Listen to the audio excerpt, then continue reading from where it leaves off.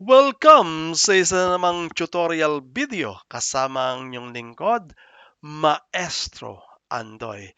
So this will be my second video para sa C++ tutorial series. At ang i-discuss ko ngayon, syntax, C++ program structure, how to insert comments, different types of comments, at paano mag-send ng data sa ating output.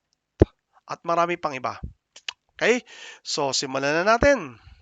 So, ang una natin pag-uusapan ay ang C++ syntax and structure.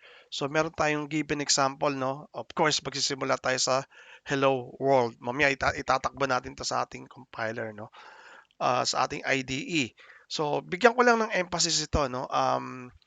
Itong ito yung ating comments. Ito yung nakita yung first two lines. Okay, yung number 3 is yung header natin. Nag-declare tayo ng header kasi gagamit tayo ng mga predefined objects dito, no, katulad ng cout. Okay, para pag mag-display tayo ng hello world. Okay, then ito namang using namespace std. So, magkakaroon ako ng separate video rito, no, kasi sinasabi ng iba na may claim na this is not a good practice. But anyway, malit na program pa lang naman yung mga ginagawa natin, so it won't matter at this point. Okay? So, then ito yung ating function na ang pangalan niya is main function. Then gumamit tayong cout para mag-display ng hello world. At ito yung i-return ng function natin na main. Okay? So, pag-uusapan natin to isa-isa.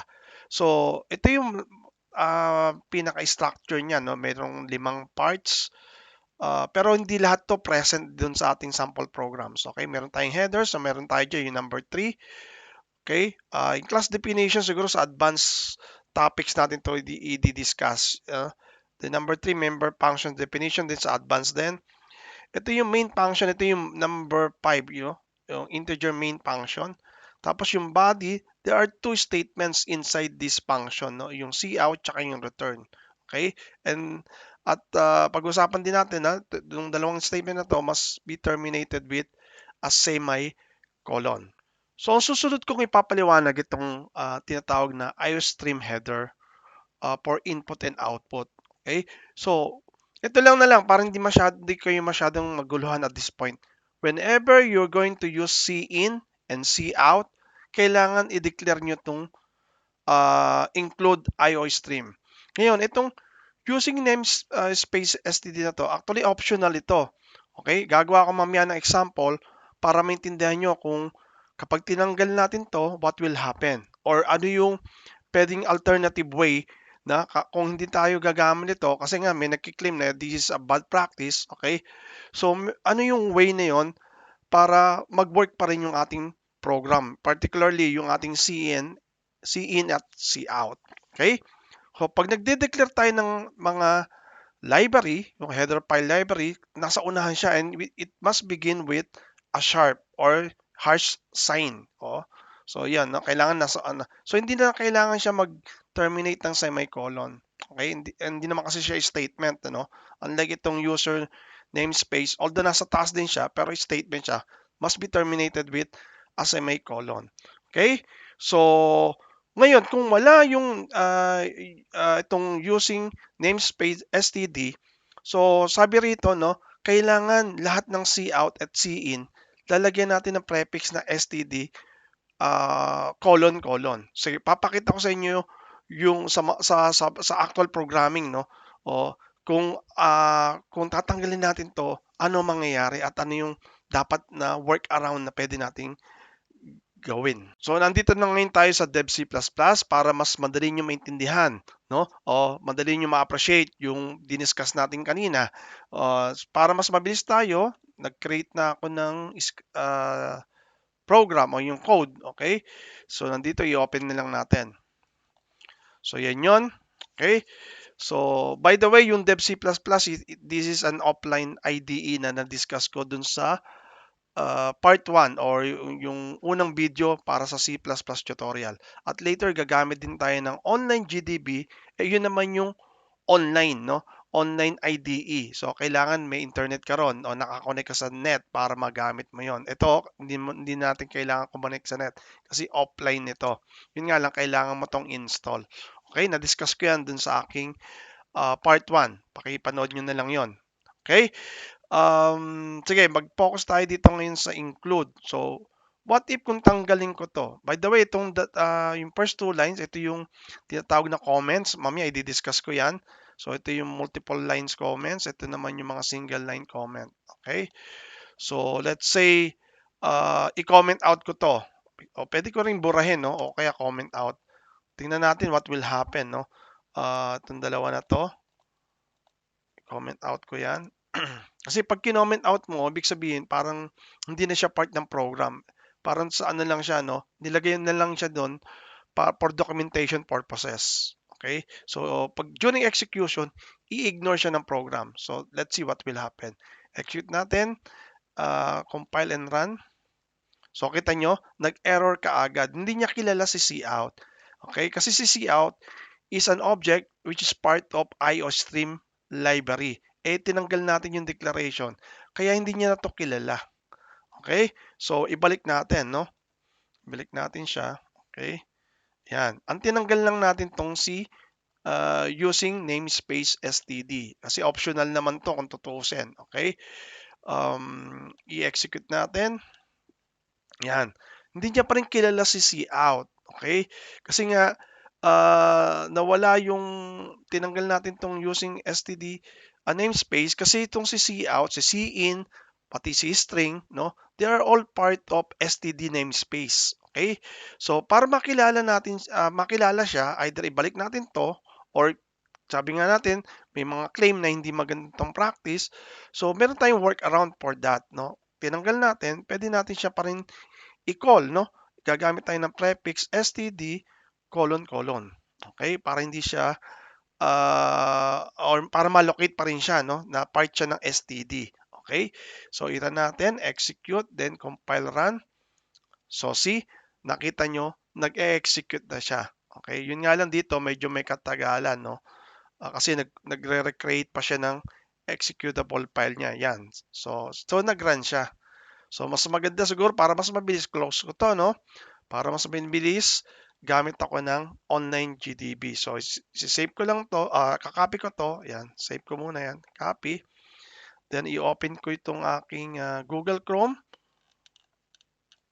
Okay, then, run ko yung online GDB. Okay, then, i-select ko yung C++.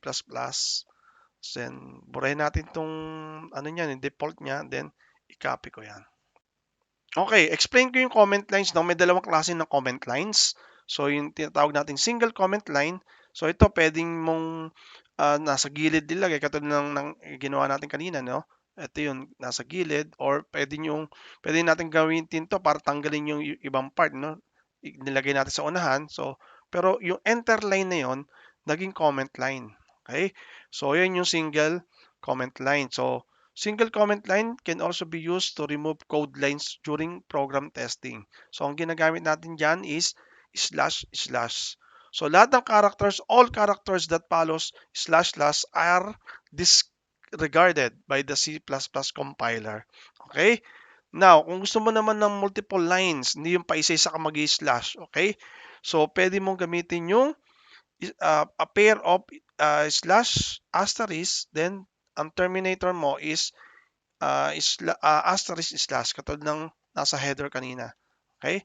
So pwedeng maraming lines, several lines. Pero they are considered comments. Okay? So ipaliwanag ko ngayon susunod itong int main function and the block of code. Napaka-importante nito. Okay, na maintindihan nyo, parang sa ganun. Minsan kasi pag nagkaroon ng error, natataranta na tayo, no? Kung hindi mo naintindihan yung mga different parts of your C++ structure. Okay? So, ano ba tong integer main function na to? So, ito yung para mag-declare tayo ng main function. Kasi lahat ng C++ program dapat may main function. Kasi during the execution, ito yung una niyang hahanapin. Okay? So, kahit let's say, pagdating natin sa advanced na mga examples, magkakaroon tayo ng mga multiple functions, no? So kung marami ng functions yan, not necessarily na unahin natin yung main. Pwedeng nasa dulo yan, pwedeng nasa gitna. Regardless, kasi yan yung uunahing hanapin ni C++ compiler. Okay? So, yan. Tapos, itong nakikita niyo yung ano, no, yung curly bracket na to. Yan, curly braces or ito yung block of code bale. Lahat ng statement in between these curly braces na to, okay? Ito yung mga statements na part ng function. Ang tawag diyan is block of code. Okay? So, a block of code is a series of commands or statements that are grouped together. So, pag i-discuss ko yung yung about curly bracket o yung block of code, ma-appreciate nyo na kapag tinanggal nyo yung curly bracket, may iba na yung output ng program.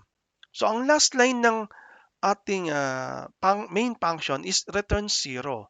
Kasi ito yung line na magsasabi kung successful or hindi successful yung program mo. Okay? So at this point medyo mahirap pang intindihin, no, kung bakit meron ito. Pero yung mga matatagal na nagpo-program, alam na ito or na-appreciate nila yung gamit itong return 0. So basta at this point ang isipin niyo na lang, kapag 0 yung nire-return niya, ibig sabihin successful. Okay? Kapag ang return value niya is non-zero or 1, hindi siya successful or failed yung program mo. Ngayon, kung paano malalaman yung return value, sa advance na yon, okay? Huwag niyo munang problemahin sa ngayon. Paliwanag ko lang bakit 0 kasi nga yung function natin is integer. Sa advanced part ng ating tutorial series, magki-create tayo ng iba pang mga functions at pwede nating i-define yung hindi lang siya integer, no? Pero kasi ang main kasi laging integer yan kasi ang nire-return niya is 0 or 1 para malaman kung successful o hindi yung program mo. Remember, itong return 0, ito na yung pinakadulo mo eh. So, kung hindi siya successful, hindi siya makakarating dito. So, ang next item na i-discuss ko, yung blank lines at saka yung tab character. Okay? So, itong dalawa na to, madalas ginagamit to para maging readable yung code mo. Okay? So, subukan natin dito, no? For example, gusto mo tong lagyan ng konting space para nag-separate yung header, ayan, no? Sineparate natin din yung comments dito para mas kitang-kita. Ito naman, yung tab naman para magkaroon tayo ng left indentation. For example, maglalagay ako ng another line, no? So, para mas naka-align siya dun sa loob ng main function ko. Kasi ito yung mga statements sa loob ng main function. So, maglagay ako ng another line, ano? Hello Earth. Hello Earth. Okay. And maglagay tayo dito ng another end of line para sa new line. Yan.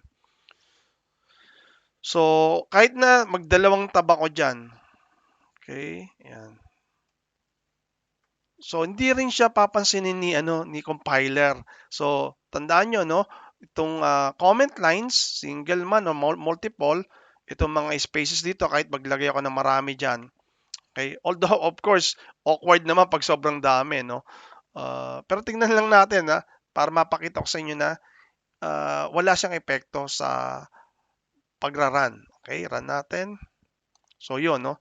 So ang output pa rin natin, no, lumabas or nag-execute pa rin yung ating program.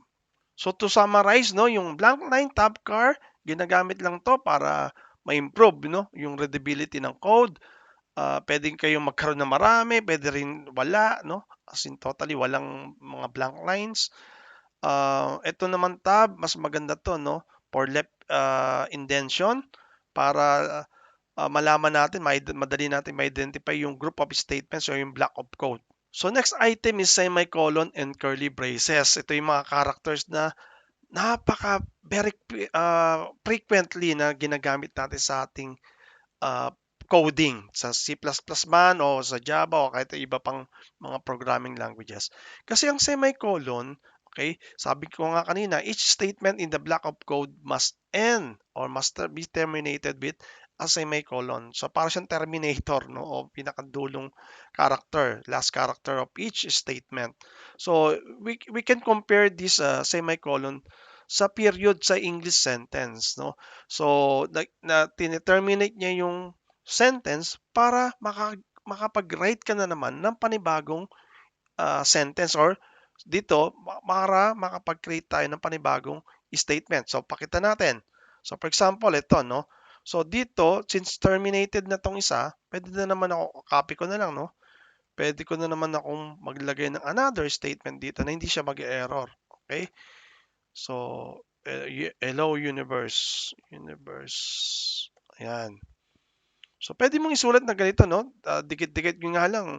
Di ba? Medyo hindi siya magandang basahin. Although acceptable siya, tingnan natin, run natin. Okay? So, acceptable naman, no? Pero, ang mas magandang ano dyan, one line per one C out. Okay? Yan, mas maganda tingnan. So, i-run natin. So, as long as nag-terminate siya ng semicolon, so, pwede ka na naman mag-introduce ng panibagong statement. Okay? So, yung ano naman, curly braces, ito, no? Ito yung curly braces. Siya yung nagde-define ng block of code. Ito yung block out code mo, no? Na part siya ng main function. Siguro mas maganda yung ano, no? Kasi sabi nga natin, ginagamit din to sa mga ibang statement eh. Kaso, nasa ano pa lang tayo, no? Second part pa lang tayo ng ating tutorial. Pagpunta natin sa mga conditions, sa mga loop yon, ma-encounter nyo pa rin yung block of codes. Okay?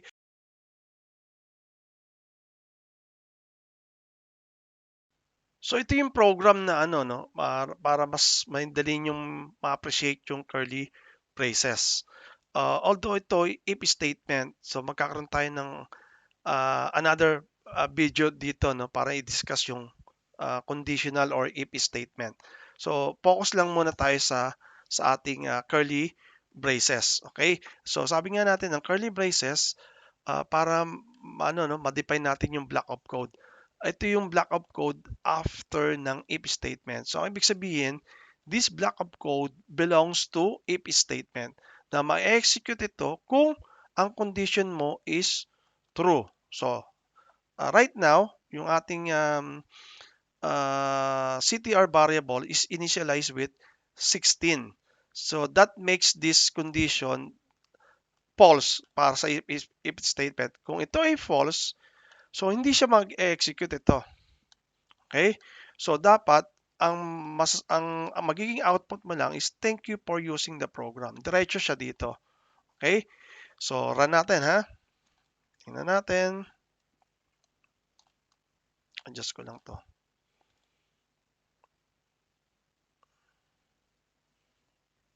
Tagal na. Yun. Ayun, kita nyo. Thank you for using this program lang. So hindi nag-execute itong dalawa na to. Okay? So subukan nating i-true. Okay? Yan. So i-run natin ulit. So mukhang tama naman na pumasok siya dito, okay? At sa kanya ngayon to in-execute. Okay, now, this time, tanggalin natin tong curly braces na to. Okay? Yan, ganyan na gawin natin, no? Okay, i-indent ko lang tong dalawa na to. Yan. Okay? So, ang condition natin is true kasi ang value ng CTR mo is 18. So, ano yung ating in-expect? So, in-expect natin, tatlo, di ba? Yung ma-generate. Okay? So, mukhang tama naman, di siya naapektuhan. What if kung false? So, 16. So, di ba, pag 16, dapat ang ma-generate lang yung last line. Thank you for using the program. So, run natin ulit. Oops, medyo dito nagkaroon ng problema. Ito yung epekto ng pagtanggal natin ng curly braces. Bakit? Kasi nung tinanggal natin, ganito ang nangyari dyan. Yung if, itong first statement na to, okay, ito lang yung part ng if statement. Ang nangyari to, hindi siya part ng if statement. So parang ano siya, no? ito na ngayon yung parang ka-level niya. Yan. So, kaya nung nag-false itong dalawa ang na-execute. So, ang susunod kong papaliwanag itong cout tsaka yung less than operator, yung tinatawag na insertion operator. Okay? So, ang ibig pala sabihin ng cout is character output. Okay? So, ginagamit siya para mag-display tayo ng output sa ating standard output device, which is normally yung ating screen or yung monitor. So, kailangan natin i-define yung IO stream header na tulad ng ginawa natin kanina para magamit natin tong cout. Ngayon, para ano tayo, no, mag-send tayo ng data kay cout, okay? Gagamit tayo ng insertion operation. Katulad ng ginawa natin kay hello world, di ba? So, pinorward natin kay cout yung string na hello world. Okay? So gumamit tayo ng insertion operation. So yung by the way, itong insertion operation, ito yung ano niya, no? Kanyang syntax cout, then meron kang string. Ito yung string mo if you want to display your string sa ating monitor, yung tinatawag nating standard output. Tapos meron pa siyang isang isa pang klase ng syntax, yung tinatawag na overload. Kaya lang minsan hindi advisable 'to, no? Kung kakasya pa sa screen mo, okay lang. Tsaka yung wag niyong isa-sacrifice yung no, yung readability ng code. Sige.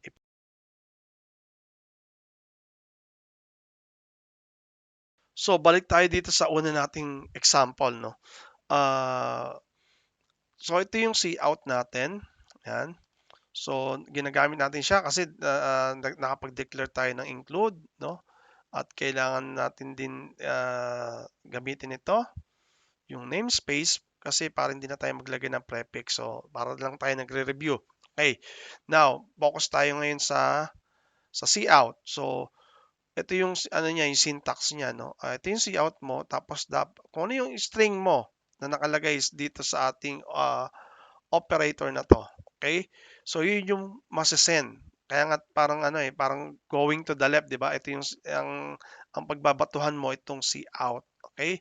So, yung ano yung tinatawag na overload. Actually ito, pwede mo itong gawin pag medyo maluwag pa yung space, no? Pwede mo itong iakyat para isang cout na lang. Yan, pwede yan. Gusto mo pati ito. Okay? So, kung nagtitipid ka sa cout, yan. So yun nga lang, tatanggalin mo yung semicolon kasi lumalabas isang statement lang to. Yan katulad niyan, parang hindi naman siya masyadong mabasa, no. Siguro i-cut na lang natin dito. Yan. Ito yung una na lang yung overload ko. So lalagay ako ulit ng cout dito. Yan, tingnan natin kung tatakbo ha. So run ko. Yon. Okay? So, may wall dito? Ito. So, kailangan pala, nalagyan ko pala ng wall. Yan. Hello universe. Run ko ulit. Ayan, tama na. So, kita nyo, nagdalawang cout lang ako. So, try natin yung medyo i-compress pa natin, Sige, allowed naman to eh. Okay, compress natin. I-overload natin talaga siya. Okay. By the way, yung ENDL na sinasabi dito, ito yung para ma-break yung line o para mag-new line. Yan yung susunod kong i-discuss. Ayan. So, tinanggal ko yung spaces para talaga magkasya. So, dating tatlong cout, pinag-isa ko na lang, in-overload ko tong isang cout na to. So, iraran ko siya. So, okay. So, nakita nyo, hello world, okay. Then, new line, hello universe, new line, hello earth. Actually, ito pwedeng hindi na pwedeng wala na rin to kasi dulo na yan eh. Okay? So, what if kung tinanggal ko to mga end line na to? Yan. Ganito lang. Okay? So, lagyan natin ng space. Ito, lagyan natin ng space. Yan. Ano kaya magiging output niyan? So, maaring ito, di-display niya muna to. Then may count para may space, para hindi magkadikit. On the same line, kasi wala kang ENDL, i-display niya yung hello universe. Then saka ngayon, pupunta sa next line. So sa second line, i-display niya si hello earth. So tingnan natin ha. So tama, di ba? So yun yung epekto ng tinanggal ko yung isang ENDL. So ibalik ko ulit, no? ENDL, okay. So then run natin ulit. So bumalik na siya sa dati. Okay?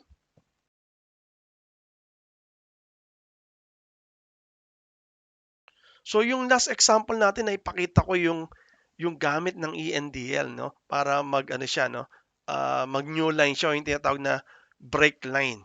So maliban pa sa ENDL, you can also use yung \n.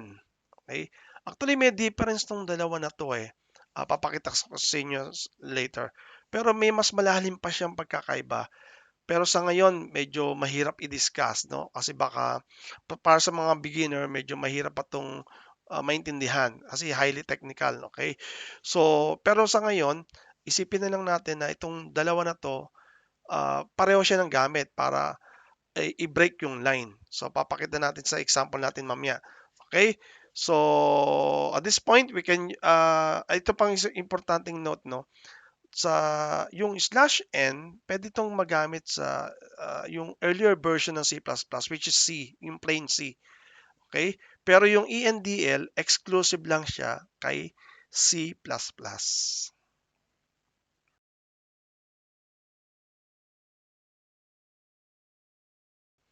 So balik tayo ulit dito sa ating sample program para naman ma-demonstrate natin yung backslash. Okay? So papalitan ko ngayon yung ENDL, no, ng backslash. Okay? \n. So pwede rin 'yan. Actually ang kagandahan sa \n, no, pwede mong ilagay sa loob ng string. So ganito 'yan, no, pwede mo siyang pagsamasamahin na lang, okay? So mas umiiksi ang program, mas umiiksi ang code, okay? So 'yan. So maglagay ako rito ng pagsamahin ko na lang 'to /n. So isang string na lang, no? Ayan, isang string na lang siya. So tanggalin ko na 'to. Pwede na akong actually itong dulo pwede naman wala eh kasi last na 'yan eh. Okay, pwede na din natin lagyan. 'Yan. So imbis na ENDL, actually mas gamit na gamit nga yung yung \n kaysa sa ENDL. Kaya lang gusto ko lang sa ENDL, talagang sa dulo ko nilalagay kasi mas readable siya para kasi sa akin ENDL end of line eh, no, para madaling tandaan. Okay? So i-run natin. So kita nyo, parehas lang siya, no? Kaya lang merong extra space dito because of this. Okay, tanggalin natin to. Yan, yung space na yan. Okay, then i-run natin ulit. Yan, di ba? Okay, so ito yung reminder ko pala sa inyo, no? Kasi ito yung nasa last part na tayo ng ating video. Okay, so lagi nyo tong gagamitin sa dulo or sa no, last part ng word na gusto mong i-cut. Huwag mong ilalagay sa unahan, hindi magandang practice kasi 'yun, eh. Okay, yung minsan may nakita akong program ganito, nilalagay sa unahan, okay. So, sige yung iba ganito naman ng ginagawa 'no, ganito siya, inihiwalay niya ng code 'no, naglalagay pa siya ng ganyan. Kung gusto natin paghiwa-hiwalayin, 'yan, yung para siyang ENDL na rin 'no, in a way, okay.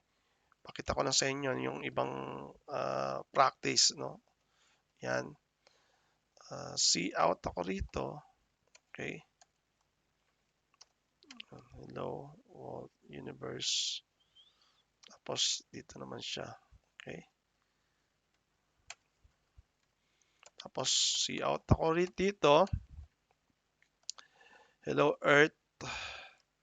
So pwede naman siya sa loob, pwede rin siya ilabas. Okay? Yun lang gusto kong ipakita rito. So i-run natin. Kailangan natin ng terminator na rito kasi nag-separate na tayo ng mga bawat lines eh. Okay? Yan, so tumama. So, isa pang pinakahuli na to sa ENDL naman. So, sa ENDL, unlike sa slash na pwede mong ipasok sa loob ng string, ang ENDL hindi mo pwedeng ipasok sa loob. Okay, yung ganyan. Yan. Delete ko to, no? Yan. Tapos ito, ENDL. Yan. Tapos, ito lastly is ENDL. So, ano mangyayari dito? So, ang mangyayari dito, ititreat niya lang to as normal text, yung ENDL. So, imbis na mag-new line yan, tingnan natin kung ano mangyayari. So, kita nyo, dinisplay siya as string. So, tapos walang epekto, hindi siya nag new line. So, in this case, kung gusto mo talagang nakapasok sa string, so, imbis na ENDL, /n ang dapat nating gamitin. Okay? So, balik natin yung /n. Okay? Yan. Okay? So, run natin ulit. Alright. So, we are done. Shoutout nga pala sa mga students ng Polytechnic University of the Philippines, Santa Mesa, Manila, Sintang Paaralan, Senior High School, ICT Strand. Thank you for watching. Isang subscribe naman dyan.